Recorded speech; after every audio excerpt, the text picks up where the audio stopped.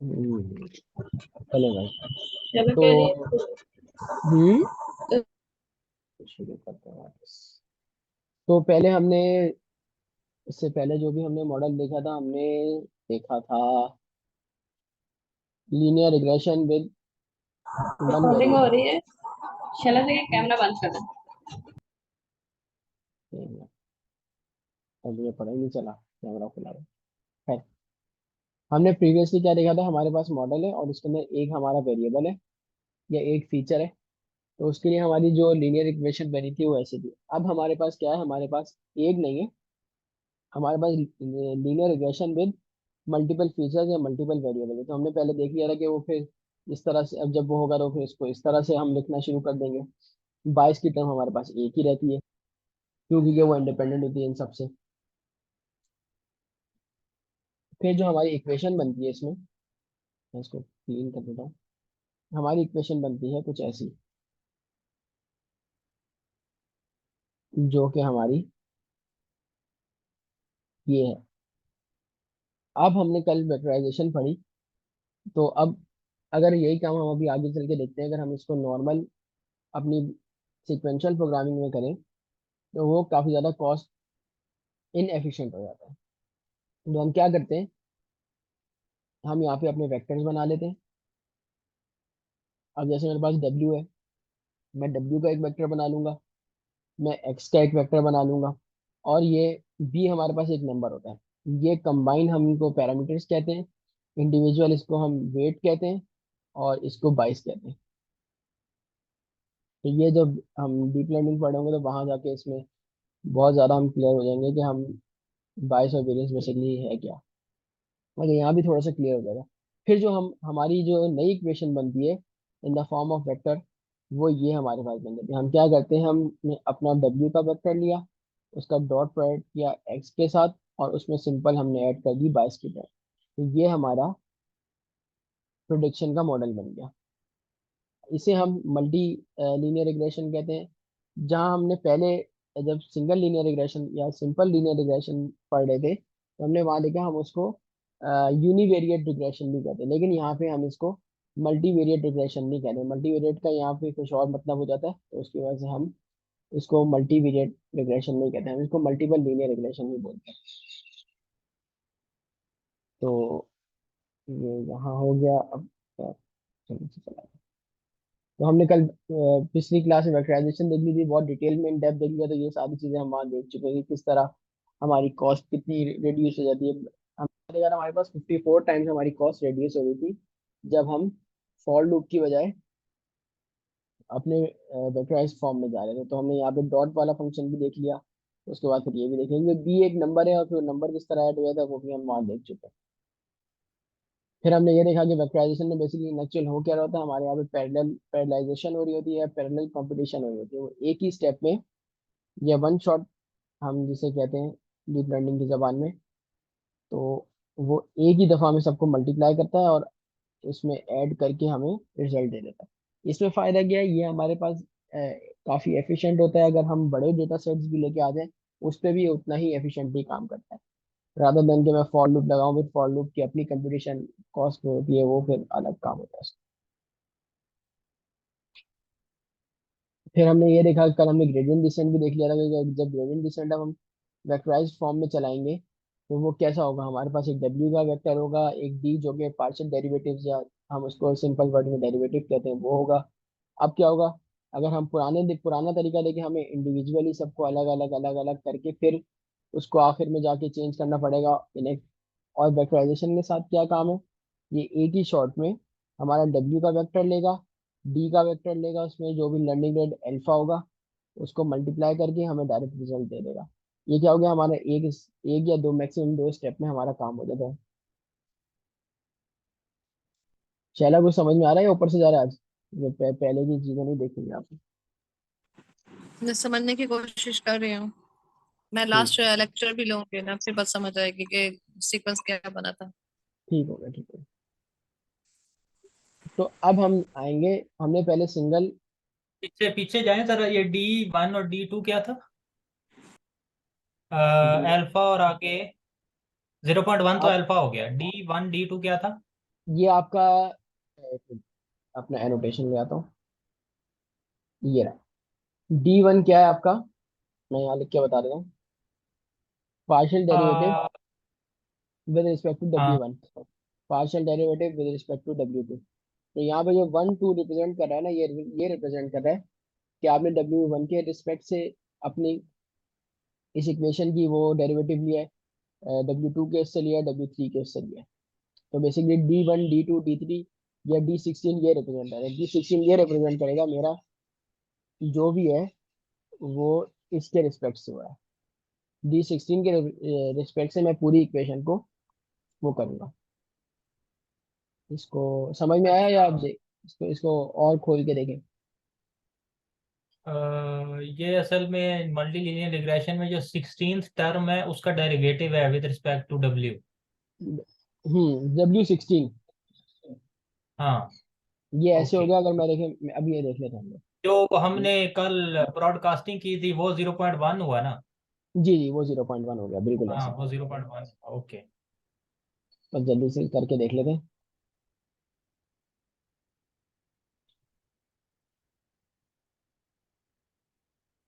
तो अब अगर मुझे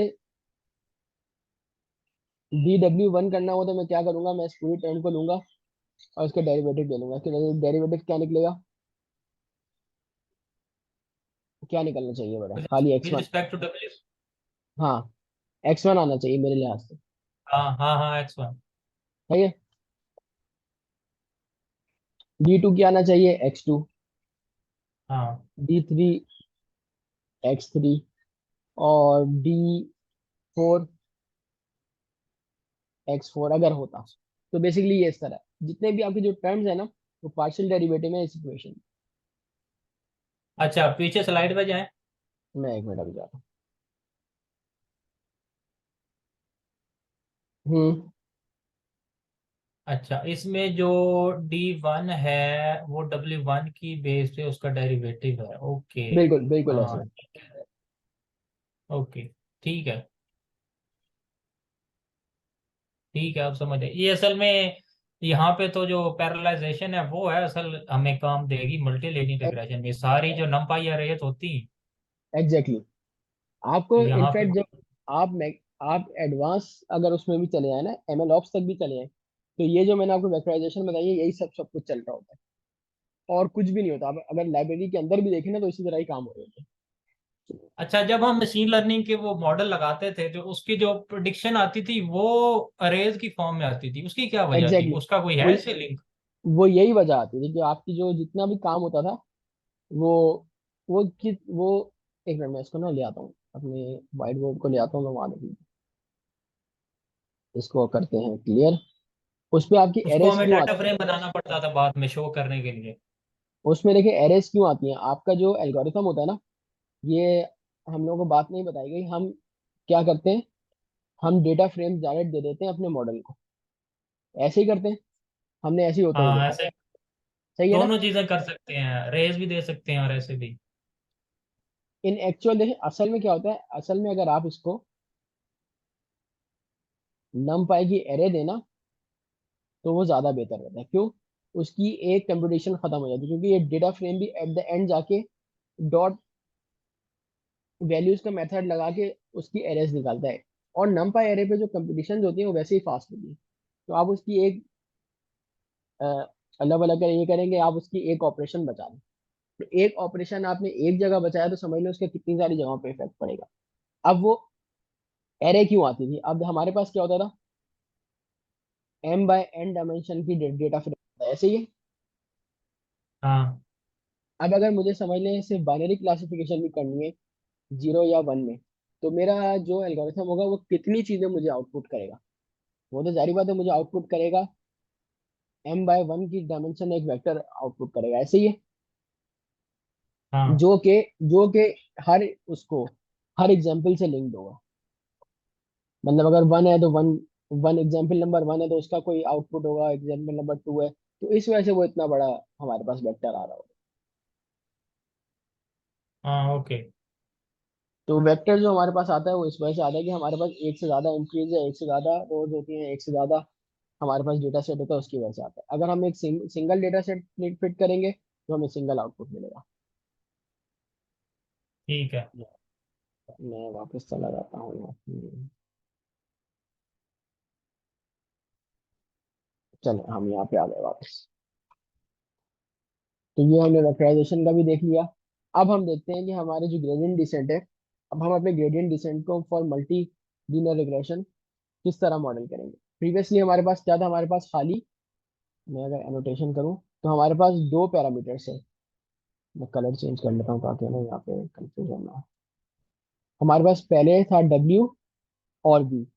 अब मल्टी लीनियर रिग्रेशन में क्या होगा कि अब हमारे पास W एक से ज्यादा होंगे लेकिन B एक ही होगा, क्योंकि अब हम मल्टी लीनियर रिग्रेशन में डील करें तो यहाँ पे हमारे पास n नंबर ऑफ फीचर्स हैं। तो इसीलिए हमारे पास जो वेट के जो वैल्यूज हैं वो n होंगी, b एक होगा और हमारे पास इक्वेशन ये होगी। अब हमारे पास कॉस्ट फंक्शन क्या होगा, हमारा cost function J W B, यानी हमें क्या करना है, हमारे कॉस्ट को रिड्यूस करना है for all values of w and p।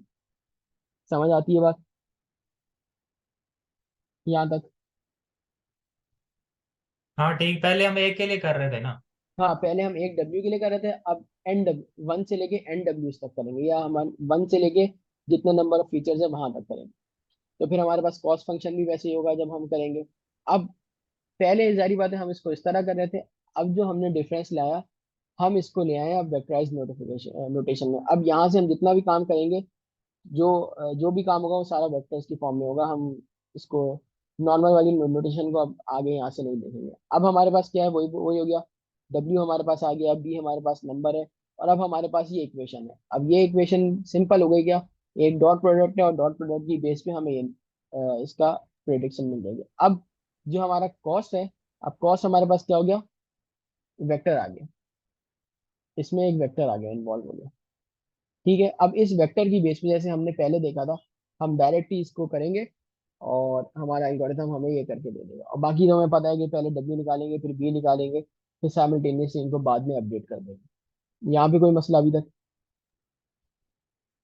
इसमें WJ कौन सा है? WJ का ये मतलब है कि W1 होगा तो W1 माइनस अल्फा W1, ऐसे ही है। वो फिर J तो हमने हाँ ऐसे नंबर के हिसाब से लगा देना कि अब J उसके हिसाब से चल रहा है। ये समझ लें अभी हमने यहाँ पे इसको नोटेट किया हुआ है उसकी नोटेशन में, कि फॉर लूप वाले। अगर हम इसको उसकी नोटेशन में करें वेक्टर की फॉर्म में, तो क्या होगा, डायरेक्ट W, ये भी W होगा, ये भी W होगा, माइनस अल्फा DW। इन एक्चुअल हमारे पास काम ऐसे हो रहा हो। ठीक है, तो अब B में भी यहाँ पे हमारे पास क्या आ गई, हमारे पास ये हमारी वेक्टराइज नोटेशन आ गई। यहाँ ये तक सही है? वेक्टराइज तो ऊपर से आ रहा है ना, वो हमने जो ऊपर वेक्टर बनाया है। बिल्कुल बिल्कुल बिल्कुल, हमने ना शुरू में इसके वेक्टर्स अलग कर लिए। हम सबसे पहला काम यही करते हैं कि जब हम आगे देखेंगे, हम ये और ये एज अ फॉर्म ऑफ, इसको as a form of vector initialise करते हैं किसी भी वैल्यू से। यूजुअली क्या करते हैं, जीरो से इनिशियलाइज करते हैं। अगर ट्रांसफर लर्निंग कर रहे हैं तो उसमें क्या होता है कि जो हमारा प्री ट्रेन वेट्स होते हैं उसको इनिशियल एस्टिमेट लेते हैं, उसके बाद उसकी फाइन ट्यूनिंग करते हैं। तो वो थोड़ा आगे की चीज़ है, अभी फिलहाल हम इसी पे कंसंट्रेट करते हैं। यहाँ पे इसमें कोई और सवाल? WJ की मुझे समझ नहीं आई। ये WJ वही है ना, ये देखिए, मैं खोल ले जाने दो। ये आपकी इक्वेशन बनी हुई है ना, हाँ ये बेसिकली इसमें ये डिपेंड कर रहा है। ये हमारे पास अगर हम फॉर लूप लगाते हैं तो हमारे पास क्या इस तरह की कुछ इक्वेशन बनेगी या नहीं बनेगी, जो मैंने हाईलाइट की है। तो ये वहां से आया। हाँ अब हमने क्या किया, हम वेक्टराइज फॉर्म में जाने, तो वेक्टराइज में हमें सिर्फ इस इक्वेशन को याद रखना है, दैट्स इट। इसके अलावा हमें किसी चीज से कोई मतलब नहीं होना चाहिए। ठीक हो गया? ओके ठीक है। तो पहले अगर याद हो, हमने जब सिंगल लीनियर रिग्रेशन पढ़ा था हमने दो केसेस पढ़े थे। पहले हमने बी को इग्नोर किया था, खाली W के लिए देखा था, फिर हम B को भी ले आए थे तो उसमें क्या हुआ था, हमारा 3D सरफेस प्लॉट बन गया था। अब यहाँ पे जब W की इतनी सारी वैल्यूज आ गई तो अब ये हमारे लिए वैसे विजुलाइज करना इम्पॉसिबल हो गया, तो हम उसको डिफरेंट फॉर्म में खुद देखेंगे। ठीक हो गया यहाँ तक? हाँ ठीक है। बस ये फिर वही इसकी मैथमेटिकल इम्प्लीमेंटेशन बताई हुई कि हम उसको करेंगे। इसको खोल के उन्होंने बयान कर दिया है किस तरह होगा। डेरिवेटिव टर्म आ गई जो हमने पहले निकाल ली थी। फिर अब ये हमारे पास ये एन फीचर्स के साथ आ गया। एन फीचर्स के साथ किस तरह होगा, ये इस तरह होगा। फिर नॉर्मल इक्वेशन, नॉर्मल इक्वेशन वही है, याद है जब हमने दो इक्वेशंस लिख के किया था। कहाँ गया मेरा टर्म, कि हम जैसे ये लिया, मेरे पास एम एक्स प्लस बी है, Y one Y two is equal to M X two plus B. फिर हमने क्या किया था, इसमें एलिमिनेशन करके कुछ वैल्यूज निकाल के, एक दफा एक्स की वैल्यू निकाली थी, एक दफा वाई की वैल्यू निकाली थी। याद है जब हमने लीनियर अलजेब्रा में पढ़ा था। हाँ, सिस्टम ऑफ लीनियर इक्वेशंस। हाँ exactly, system of linear equation, वो बेसिकली यहाँ पे ये बात है। हम उससे भी कर सकते हैं, हमने करके देखा भी था। इसका डिसएडवांटेज क्या होता है, ये ना आपका जब ज्यादा आपके पास फीचर्स आ जाते हैं उसके बाद फिर आप इसको जनरलाइज नहीं कर सकते। अंडर द हुड हमारे पास बहुत सारी जो लाइब्रेरीज हैं, उनमें बाज़ औक़ात यही काम हो रहा होता है कि आपको डब्ल्यू और बी निकालने के लिए। लेकिन वो भी जबकि आपके बहुत जब नॉर्मल सिंपल लीनियर इक्वेशन हो, जब वो इसके पैरामीटर्स के नंबर्स बढ़ना शुरू हो जाते हैं या नंबर ऑफ फीचर्स बढ़ना शुरू हो जाते हैं, तब फिर हमारा थोड़ा सा काम खराब होना शुरू हो जाता है। लेकिन at the end of the day हमारे पास ग्रेडियंट डिसेंट, अभी अभी के लिए हमारे पास ग्रेडियंट डिसेंट हमारा क्या है, ऑप्टिमाइजर है, इसे हम ऑप्टिमाइजर कहते हैं। ये बेसिकली हम इसको अपने डब्ल्यू और बी को ऑप्टिमाइज करने के लिए यूज करते हैं। फिर हम असल में जब हम अपने डीएल पढ़ रहे होंगे तो वहां पे हम क्या यूज करते हैं, एडम। एडम इटसेल्फ किसका कॉम्बिनेशन है, आर एम एस प्रॉप का प्लस मोमेंटम, ये दो एल्गोरिथम है, ये भी हम आगे पढ़ेंगे। तो बेसिकली ज्यादातर यही होता है, और इसमें हम लर्निंग रेट जो बाय डिफॉल्ट लेते हैं 0.01। ज्यादा लोग इसको इसका छेड़खानी करते नहीं, क्योंकि ये एक यूनिवर्सल कांस्टेंट आपका फिक्स है। तो ये हमारा थोड़ा सा इसका ओवरव्यू हो गया है। यहाँ तक अभी तक कोई मसला,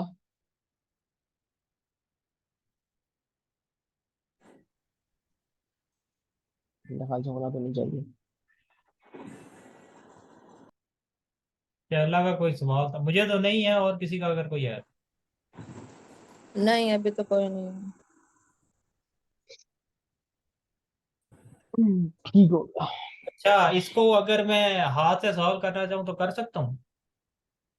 आप देख लें, आप कोई चार पांच इक्वेशंस ले लें, उसके बाद उसको सॉल्व करके देखें फिर। नॉर्मल इक्वेशन अगर मैं देखूं, एक मिनट व्हाइट बोर्ड पे आ जाता हूँ नहीं नहीं, ताकि ना, इसको नहीं, वो जो पीछे था। पीछे कौन सा था, मैं एक ये जो पीछे हमने और वेक्टर्स जो बनाए रन थे। करके दिया हुआ प्रोग्राम रन किया हुआ। ये जो वेक्टर्स हमने बनाए थे वेट के, और हम्म, अभी ऊपर स्लाइड हो रही है, वो हाथ से हो सकता है? एक लिमिट तक हो सकता है, एक लिमिट के बाद नहीं होगा। हमने अगर याद हो, हमने जब थ्री इक्वेशंस और थ्री अननोन्स के साथ जब उसको सॉल्व किया था, तो लग पता गया था हमें। उसके बाद चार वेरिएबल तक हमारे जाने की हिम्मत नहीं होती, वहां पे हमने हाथ खड़े कर दिए थे कि इससे आगे अगर करेंगे तो बहुत लंबा प्रोसेस हो जाएगा। हो जाएगा, बिल्कुल हो जाएगा। फिर ये होगा कि आपके 6-7 पेजेस निकल जाएंगे इसके ऊपर। तो उस काम से बचने के लिए हम यहाँ पे वेक्टराइजेशन यूज करते हैं। हो बिल्कुल जाएगा, अच्छा, बिल्कुल हो जाएगा। चलिए ठीक। अगर याद हो ये हमने linear system of linear equations की कोई एग्जांपल नहीं है इन स्लाइड्स में? उसने बस एक दो सेंटेंस लिखे हैं बस। नहीं नहीं, लीनियर इक्वेशन तो बस हमने वहां अपने तौर पे पढ़ा था ना, तो उसकी हम इम्प्लीमेंटेशन देख रहे हैं। ये इम्प्लीमेंटेशन यहाँ पे है ही नहीं। बस खाली यहाँ पे ये बता दिया कि नॉर्मल इक्वेशन होता है, दैट्स इट। इससे आगे कुछ भी नहीं बताया। अगर मैं आपको, आप लोगों को अभी नॉर्मल इक्वेशन बताता कुछ समझ में नहीं आता। अब क्योंकि हमने पहले पढ़ा हुआ है कि बेसिकली हम किस तरह से वो वाई एम और सी की वैल्यू निकालते हैं, या स्लोप और इंटरसेप्ट की वैल्यू निकालते हैं, तो हमें अंदाजा है कि हम किस तरह कर सकते हैं। अब मैं ये एग्जांपल मैं आराम से दे सकता हूँ कि जब हमने थ्री इक्वेशंस की थी, तो कैसे हमें एक एक इक्वेशन को, दो दो इक्वेशन को एक टाइम में लेके चलना पड़ा था, फिर जाके हमारे पास तीनों वेरिएबल वैल्यूज आएंगी। अब सोचें चार थी तो चार में तो फिर और ज्यादा मसला हो जाएगा। फिर जब आपके पास वेरिएबल तीनों, हाँ हमने ये भी पढ़ा था कि अगर हमारे पास वेरिएबल, समझ लें नंबर ऑफ वेरिएबल्स और नंबर ऑफ इक्वेशंस बराबर होनी चाहिए। ज्यादा या कम होंगी तो वो फिर हमारे लिए बवाल का बायस बनता है। तो यहाँ पे वो वही कंडीशन आ जाएगी। बिलफर्ज अगर मेरे पास तीन वेरिएबल्स हैं और 1000 इक्वेशन हैं, तो फिर तो अगर अकल भी देखें तो वो करना फिर काफी मुश्किल हो जाता है। इसीलिए हम क्या करते हैं, उसको ग्रेडियंट डिसेंट या ऑप्टिमाइजेशन ऑप्टिमाइजर की तरफ ले जाते हैं कि वो फिर हमें ऑप्टिमाइज करके दे। बाकी जो नॉर्मल 3 4 5 के तक का है तो वो हमारे पास इसी तरह इम्प्लीमेंट हो रहा होता है बहुत सारे मशीन लर्निंग लाइब्रेरीज के अंदर भी। अगर टाइम हुआ तो हम कोई लाइब्रेरी वगैरह भी खोल के देखेंगे, लेकिन इन एक्चुअल काम ऐसे ही हो रहा होता है।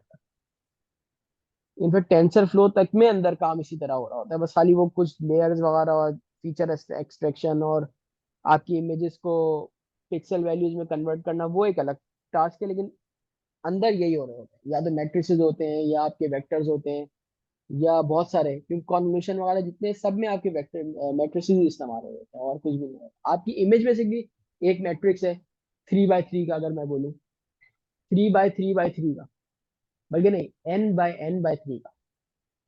कैसे होता है इमेज का वो देख लेते हैं। RGB वैल्यूज की बेस पे। Exactly exactly. वो हमारे पास क्या होता है n बाय n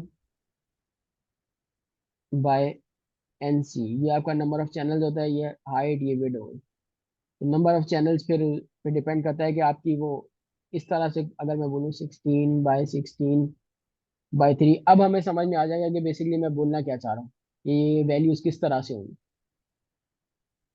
समझ, कल हमने देखा था ना कि वो थ्री, जैसे क्या देखा था मैंने, 3 2 3, इस तरह से हमने एक करके देखा था मैट्रिक्स। ये बेसिकली क्या होगा, ये इसकी रॉज होंगी, रॉज 1 2 3 रॉज होंगी। इसका क्या मतलब है, हर एक के अंदर दो मजीद रोज होंगी। और इसका क्या मतलब है, उनके अंदर 3 वैल्यूज होंगी। तो अब इस तरह से बेसिकली हमारे पास हो, और हम इसको उसमें किस तरह रिप्रेजेंट करते हैं। एक ये हो गया, लेकिन नहीं, इसको कलर से ही करते हैं ना, कलर से ज्यादा अच्छा लगेगा। पहला हमारा चैनल ये आता है, दूसरा चैनल हमारा इस तरह से आता है, और तीसरा चैनल इस तरह। तो हम इसको इमेजेस को इस तरह से रिप्रेजेंट करते हैं। ये कहाँ गया मेरा, तो ये बेसिकली इसके अंदर था। अब हमारे पास जो मेन चीज आती है इन सब चीजों के बाद, कि हमारी जो वैल्यूज होती हैं बाज दफा डिफरेंट फीचर्स की, वो डिफरेंट स्केल्स पे होती है। मतलब अगर मैं बोलूँ कि एक मेरा फीचर है, कहाँ चला गया। अब हम अगला टॉपिक शुरू करने लगे हैं ना, फीचर सिलेक्शन का। हाँ मैं वही देख रहा हूँ, पता नहीं मेरा कर्सर कहाँ चला गया।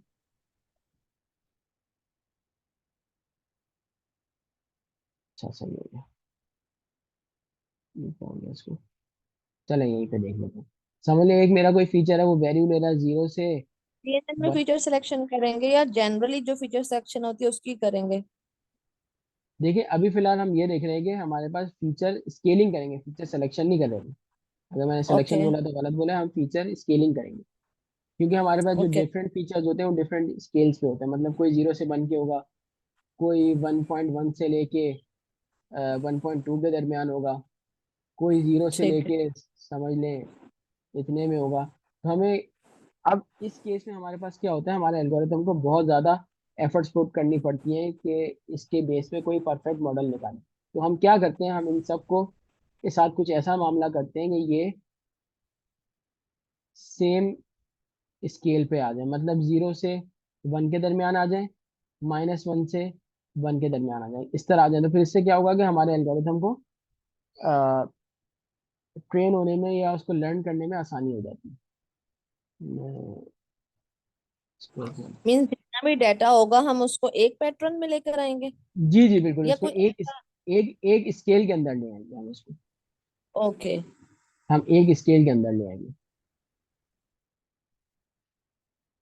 अब सबसे इसकी एग्जांपल यही देख लेते हैं। अगर बिल्कुल मैं ये ले लूँ कि मुझे अपने घर की प्राइस प्रेडिक्ट करनी है, और मैं फिलहाल दो फीचर्स ले रहा हूँ इसमें। एक मेरे पास साइज है और नंबर ऑफ बेडरूम्स है। अब नंबर ऑफ बेडरूम्स की रेंज क्या है, मेरे पास 0 से 5 के दरमियान है, और साइज क्या है 300 से लेके ये है। अगर मैं देखूँ 0 से 5 के अंदर क्या है, हमारे पास जो रेंज है वो बहुत छोटी है, और जो हमारे पास साइज की रेंज है ये बहुत बड़ी है। तो अब इसका एक केस इसमें जो एक कांस्टेंट होता है यानी एक बात अगर मैं बताऊं, इसका जो वेट होगा W1, क्योंकि हमारे पास X1 लार्ज है, तो W1 की वैल्यू क्या आएगी, स्मॉल आएगी, और X2 की वैल्यू स्मॉल है, तो इसका जो W2 की वैल्यू आएगी वो लार्ज आएगी। क्यों, कैसे आएगी वो भी देख लेते हैं। अब बिलफर्ज मैं कोई एक इनिशियल गैसेज ऐसे ही ले लेता हूँ।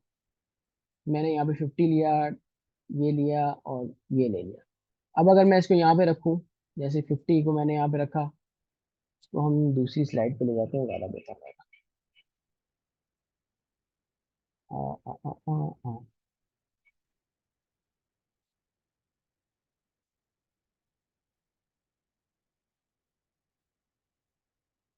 मैं इसको काटती हूँ। इसकी ये वाली कैलकुलेशन आप समझाए ना। और सपोज ये मैं जहाँ पे 15 टू 2000 मैं कर रहा है, वही वो 2000 से मैं कर रहा है। वही करने लगा। अब हमारे पास क्या दो फीचर्स आ गए, X1 W2 X2 plus B। तो हमने क्या देखा, हमारे पास जो तो ये चला। अब हम देख लेते हैं, हमने हमारे पास एक हाउस है जिसकी X1 क्या है, 2000 है, और X2 कितनी है, 5000 है, 5 है।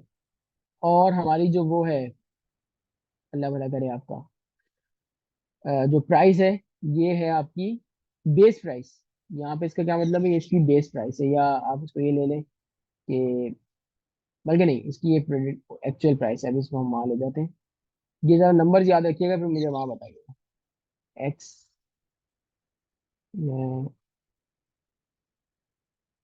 X1 हमारे पास था 2000, X2 हमारे पास 5 था, और Y था हमारे पास,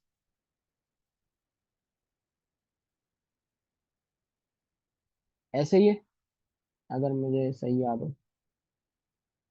ठीक है, ऐसे ही था। तो अब हम क्या करते हैं, हम हमारा बेसिकली एल्गोरिथम क्या करता है, वो बेसिकली इसको वो करता है, W1 की वैल्यू हम कोई ऐसी गेस कर लेते हैं। यहाँ पे क्या लिखी हुई थी,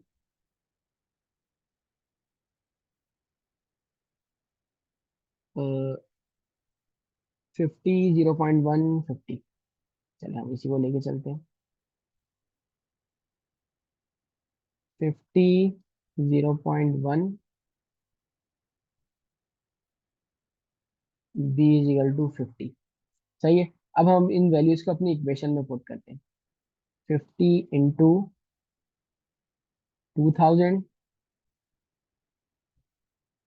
प्लस डब्ल्यू हमारे पास 0.1 इंटू 5, और हमारे पास बी की कोई अजम्पशन हम ले लेते हैं, बी हमने 50 लिया हुआ है, 50 ले लेते हैं, और ये हमारे पास वाई आ गया। तो अब अगर हम इसको कैलकुलेट करें, तो इसको आप कैलकुलेट करके इसका जरा रिजल्ट तो निकालें, क्या आता है।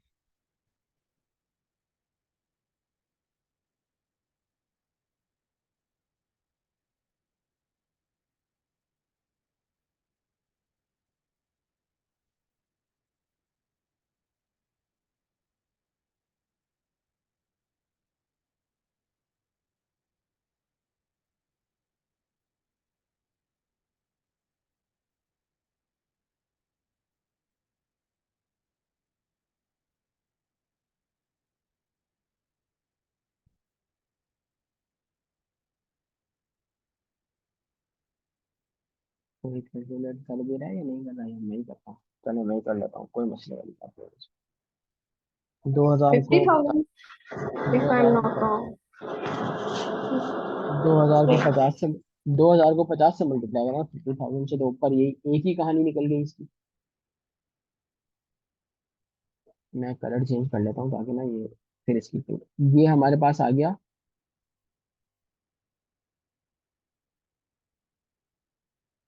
सही है या गलत मैं बोल रहा हूँ, ये हमारे पास आ जाएगा कितना,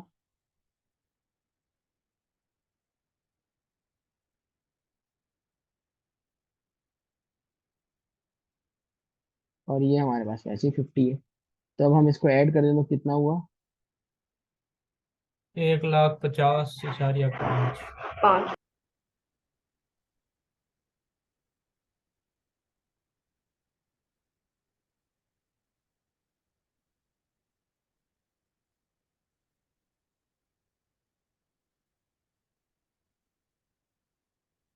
ये हमारे वैल्यू आई इसकी, और हमारी इनएक्चुअल वैल्यू क्या थी। तो हमने इससे क्या देखा, अगर आपकी जब वैल्यू बड़ी होती है और इसमें अगर हम इसका वेट भी बड़ा रख दें तो कहीं कहीं निकल जाती है। बेसिकली यहाँ पे क्या हो रहा है, हमारा एल्गोरिथम डाइवर्ज हो गया। अब इसके बरक्स हम इसकी दूसरी यही इक्वेशन अगर अपने पास नोट रखिएगा, इसके रिजल्ट्स नोट रखिएगा, हम इसको अब दूसरी तरह लेके आते हैं। अब क्या करते हैं, हम सिर्फ ना W1 और W2 की वैल्यू को स्वैप करके देखते हैं कि उससे हमारे पास क्या फर्क पड़ता है। ये मैं इससे आपने क्या डिड्यूस किया है W1 और W2 के बारे में? अब अभी आप देखें, अभी हमारे पास क्या वैल्यू बढ़ी या कम हुई। बढ़ गई है। हाँ, तो इसका क्या मतलब है, हमारा जो एल्गोरिथम था उसको कन्वर्ज होना चाहिए था। कन्वर्ज होने का क्या मतलब है, इक्विवेलेंट इसके वैल्यू उसकी आनी चाहिए थी, जो इसकी इनएक्चुअल वैल्यू है। मतलब एरर एरर ज्यादा है। एग्जैक्टली, एरर ज्यादा है। ये हमारी जो ट्रेनिंग एग्जाम्पल है, बेसिकली ग्रेडियंट डिसेंट काम किस तरह का रहा होता है अंडर, अभी हम वो देख रहे हैं। अब हम क्या करते हैं, अब हम चलते हैं अपनी दूसरी इसकी तरफ। अब हम क्या करते हैं, हम कर लेते हैं W1 हमारा 0.1 है, W2 हमारा 50 है, और B हमारा वही 50 है। हमारे पास X क्या था, 2000 था, X1 2000 था, X2 हमारे पास 5 था, और B हमारे पास 50 था। तो अब हम दोबारा अपनी इक्वेशन में पुट करते हैं, 0.1 इंटू 2000 प्लस 50 इंटू 5 प्लस 50। तो ये हमारे पास क्या आ जाएगा, 200 आ जाएगा ये।